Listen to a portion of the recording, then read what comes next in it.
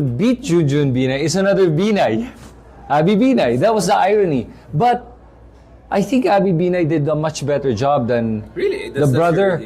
From what I've been seeing, Interesting. compared to Junjun and to the dad. Yeah.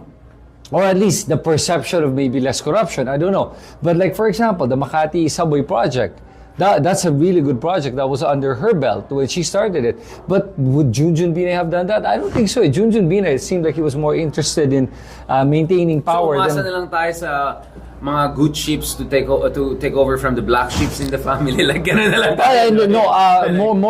More. I think what happened with the Binays is this Dahil alam niya ito yung maling ginawa ng kapatid niya, I'm going to do the opposite to show you that there's a better way. To the Binay family. Right. So for her, it was that now Nancy Binay is looking at running. And Abby is now fielding, I think, her husband. So maglalabanan sila. But because may labanan yan, precisely the fact that there's that opposition, they're gonna have to do better and do something for the people. So the people wins in that sense. Because if I don't do anything for you that's grand, I think that's going to affect my chances of winning. So I think that's where it helps. Another case. So let's make sure before we leave, have you heard the rumor in Makati? No, I haven't.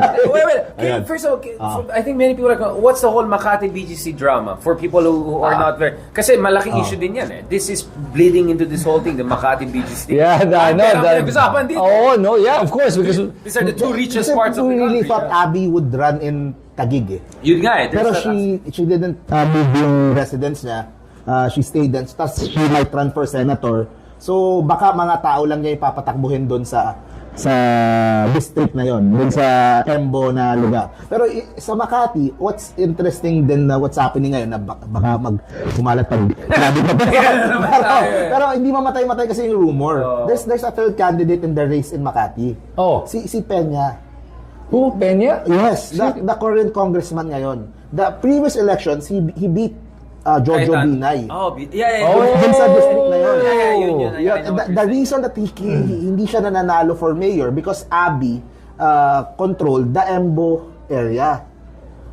The Embo is now gone. Nasa Taguig na Oh, interesting. So it changes the dynamics. Pero right now, he's still allied with Abby. Pero hindi mamatay-matay yung rumors na he might try to go for it to break the Binay's hold over Makati. Now that wild card na siya ngayon. Oo, because ang natira sa Makati yung distrito niya.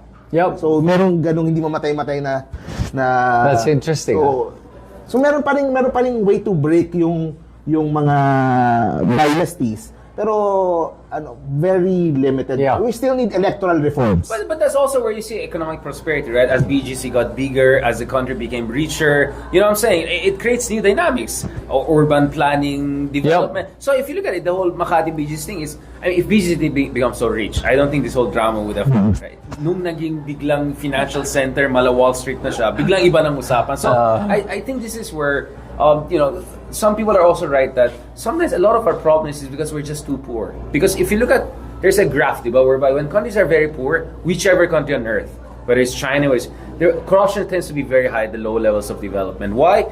Because the bureaucracy is badly paid, the media is not doing a proper job, baka bayaran pa. You know what I'm saying? People are just too hungry to care about. But as countries become richer and richer, you have a more, again, going back to it, more mobilized middle class, better paid journalists, better paid bureaucrats, more educated abroad coming back. You get what I'm saying? So, feeling ko, the reason I'm slightly optimistic, despite, I will accept all of the criticism of the system, but feeling ko dahil medyo umaangat ng Pilipinas, hindi mayaman, pero middle income, I think that's going to create some very interesting dynamics because it's going to change conversation. Mas maraming middle class people are involved in debate. Yeah. And it's not even that. I mean, I know people are listening to us podcasts who come from different socioeconomic classes. So suddenly there's a market for things that we're doing. Right? I don't think 10 years ago this could have pulled off, right? So I don't know. That's where I'm slightly cautiously optimistic that the ground is shifting, right? You would still need na electoral reform pero unti-unti. Kasi for example, iban muna natin yung asawa tatakbo. Yung papalit ka. Maybe we'd start with that. Kasi that would change the dynamic right away. Kasi they would have to field their brother. Right. Kasi ngayon, ang first choice talaga is asawa. Yeah. Kasi if asawa yung tumakbo, parang the mayor pa rin yung nagpapatakbo. Yes. So, pero pagkapatid na, it's a different family. Unintended consequence. So, what the argument is, nung nag-impose tayo ng term limit, you created political dynasties also. Because if I cannot run, I'll make my wife run. Right. So the problem is that naglagay ka ng term limit, pero wala kang nilagay na anti-dynasty. Nakahanap sila ng loophole, which is yung asawa. Exactly. But if you put... You close the loophole. So you put the term limit and then you also put the second, which is hindi pwedeng second degree of consanguinity. Then, ang problema, hindi ginawa yan. So one of the problems we have is, may reforms tayo, pero sablay. Half-baked. Yeah. So actually, the result is even worse. Dapat unti-unti kasi hindi mo mapapasa yung pag ibaban mo lahat ng relatives to run. Maraming mag-o-oppose kasi hindi mo mapapasayan, in other words. So how do you do it gradually? Kasi asawa some people are muna. saying cha-cha is the only way. Kasi the system is just so broken. That maybe charter change is the way forward. But ako naman problema ko, it can get even worse. It's like, you don't know what they're gonna put in the cha-cha. It's just it's still the same families. Exactly. So if you're asking the dynasties to pass a new constitution against their own interests, it's never gonna happen. But that's also where you see why a lot of educated Filipinos want a dictator to come in and say, umayos kayong lahat, I will fix this. So, benevolent dictator ang hinahanap ng ibang tao. I get where they're coming from. That's why the strongman mentality is working now. Like, for example, best example is El Salvador.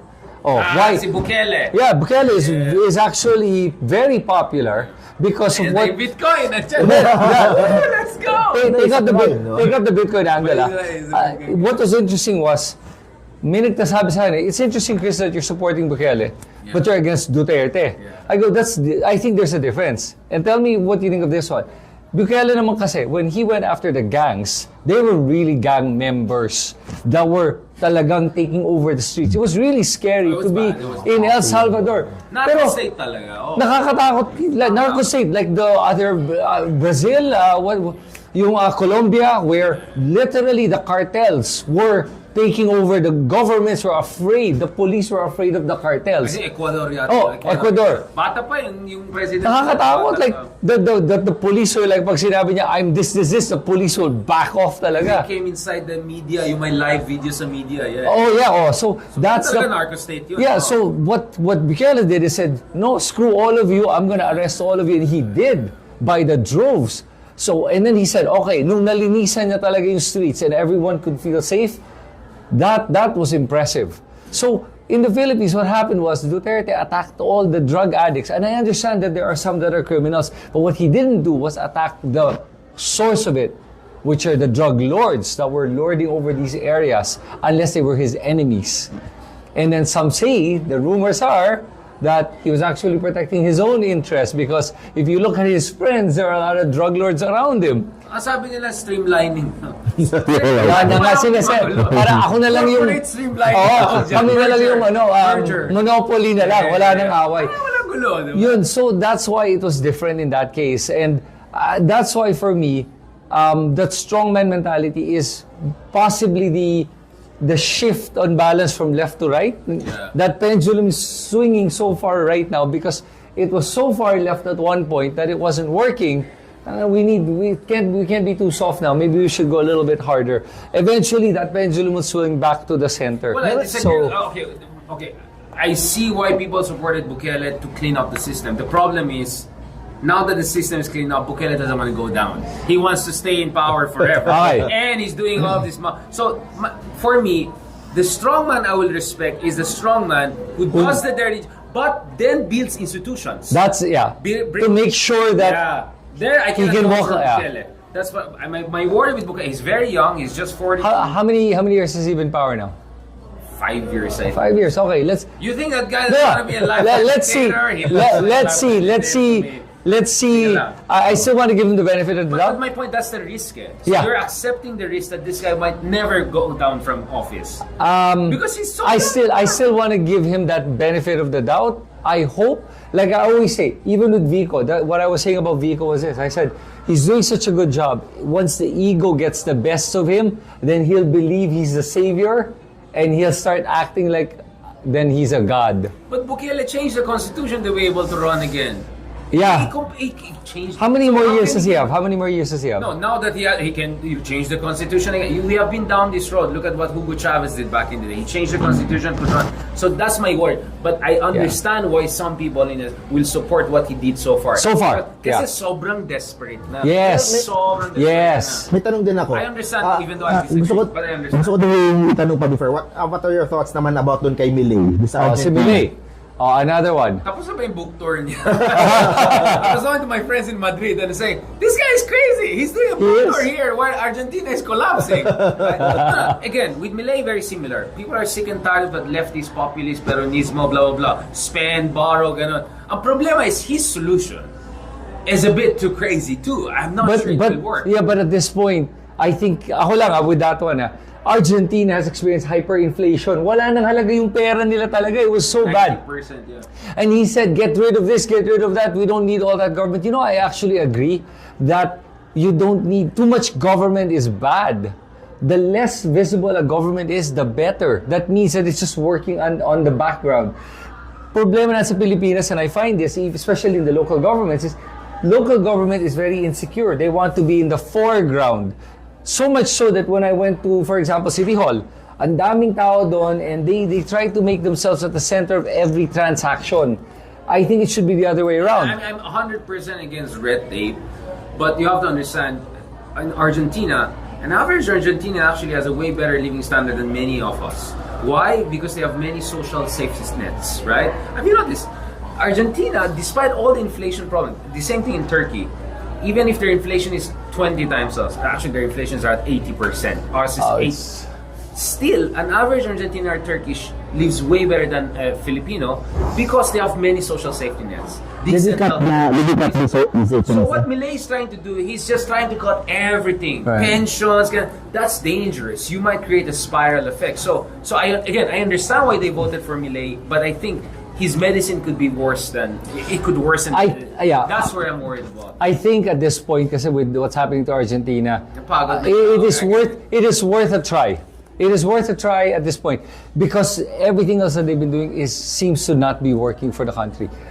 For the Philippines, I think that's we're at that state of hindi ko alam kung desperate. We're not as desperate as we're actually doing much better. We're doing much better, yeah. And honestly, when you said that, are we a rich country or not? I actually believe we're a rich country. It's just the money is being corrupted by the government. That's the problem. I'm talking about per capita income, right? So our per capita income is just above $4,000. Argentina is around $10,000, I think, like that. So, but that doesn't give you a good idea of how people live. So Vietnam has $4,600, almost the same. But if you go to Vietnam, you barely see poor people because well distributed compared sa atin. Of course, hindi perfect ang Vietnam. They're all, sa atin kasi, all the wealth is just in BGC, gas mine, and a little bit here in our area, and then ang dami slums, ang dami informal sector. So for me, what I'm saying is that distribution matters. And let's be honest, distribution can only be done by good state because the private sector is there for profit. Let's be very honest about that. In any country, look at Germany, look at Scandinavian country, all of them have solid state systems. But at the same time, ito lang ang argument ko against that, na with regards to you need a good state, actually, if you incentivize business, to make sure that they're more equitable, they're gonna do it. I mean, Sweden, Spotify, a lot of great companies are setting up in Scandinavia. Yeah. Even if tax rates are way higher. Because why? The infrastructure maayos, there's rule of law, well-educated, healthy ang tao. So I think it's not about big or small government, it's about efficient government versus inefficient government. And sometimes efficiency comes with a bigger government, with a smaller government. It depends. So I don't buy that argument because the evidence is very clear. If you look at Scandinavian countries, they have high social welfare, high tax system, but high foreign direct investment and high growth and best living standards. Okay, so let me define what I said. Ang ibig sabihin ito by saying that the government's invisible, it doesn't mean that they're non-existent. It means that they're acting on the back rather than the foreground. Meaning that the system is just running on its own efficiently. I'll give you an example. But you're assuming the private sector, they're the good guys. I mean, you want to leave the system to the oligarchs? You think the oligarchs will be there to build roads and hospital for people? I mean, look at our toll fees here, are insane. Yeah. I I don't trust the private sector. No, I'd rather trust the government yeah. because the government, as corrupt as it is, I vote them out. Right. But So- the private sector, I cannot go after. Yeah, no, so that's a good point. Ano? Kaya nga, like for me, if I were to look at the system of the United States versus Europe, Europe's system is much better. US is all about capitalism, and what happens? Ang dami mga cities doon are even somebody asked me, would you prefer to live in the States or Philippines? I feel safer in the Philippines than the US. Doon maglakad ka, pwede ka mabaril at any time. And the joke is, you have a better life if you're unemployed in Europe than employed in the US. Yes. You know what I'm saying? Yes. In the US, my welfare, Yeah. my unemployment benefits. I have relatives in Europe, so I know. No, but- in US, wala kang trabaho. At saka, patay ka. at saka hindi lang yun. Yes. Richard, like for me, ganito, like when I say invisible government, this is what I mean. In Canada, for example, if I were to try to start a business, I can do it all online without having to deal with any That's government official. That's the and it yeah. works. That's efficiency. Yon, ang galing. And I don't, but Malinis in the Philippines kasi, parang gobyerno dito, they need to feel important. Kaya you need to come to the office, you need to come back tomorrow again for that same permit and then come back again. And I'm gonna scrutinize it left and right because I want to feel important. Yeah. Parang May ganun It's eh. about modernizing the bureaucracy. Yep. Sherwin Gatchalian started that, di ba?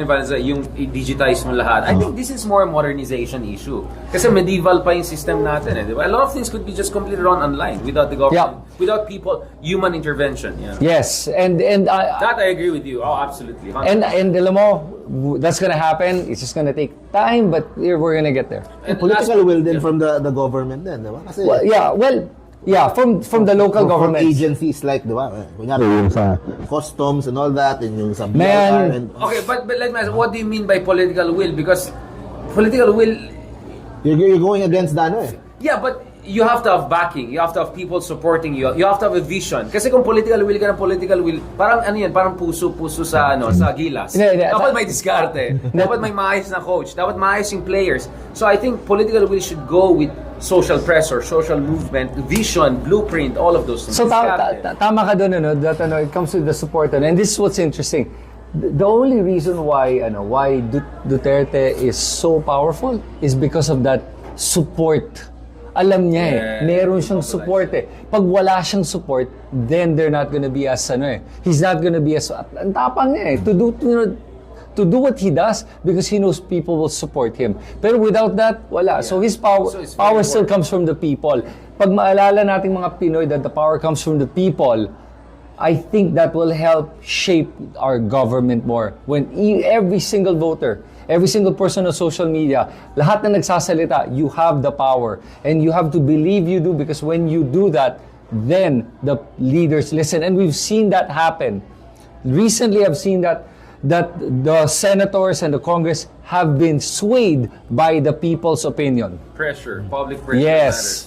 Thank you very much. I know it's your birthday, so we don't want to take away your time. I know someone's waiting Happy in the birthday. wings. Happy birthday, man. Thank you so much, Next time, Richard. tayo ano tawag doon, sa mga lifestyle guru. Yeah. Like, wow, ilan taon ka ulit? 55. Much better in Young person, looking. man. It looks even much younger. Good job, Hi, man. bro. Thank you so much. I really appreciate Thanks, it. man. Enjoy your night because we're gonna disturb you again later in the year. Sana Absolutely. discussion. It's really fun. You know, thanks, Richard. I really enjoy having these conversations with you guys. Okay. And effortless, right? Just 2 hours almost like just went by like that. Pasensya, this is the first time I'm setting out in person, so medyo minsan distracted daw. I'm looking at this camera again. So kung medyo sablay and all, it's just a first time thing, but hopefully we'll get it better and nicer next time. Thank you so much. Maraming salamat. Take care. Yeah, thank you. Mark also. Thank Thanks, you so Mark. much. I appreciate it. Salamat, bro. Thank you very much. Okay, let's close this live. Okay. So we have the attorney star. Ask her naman about some legal issues in her or something like that. Okay, guys. All right, man. Oh, sakto 8. Oh, yeah. Boom. Picture pala. Yes, let's. Picture ang tatlo. So one slight problem we have is the internet. Globe is bad here. Smart is okay. Film is bad. Huh? Yeah, Globe yung bad. Pero yung smart, yata is okay. I don't know. This one is wala problema. Yung sa laptop. Still getting? Oh wow, okay.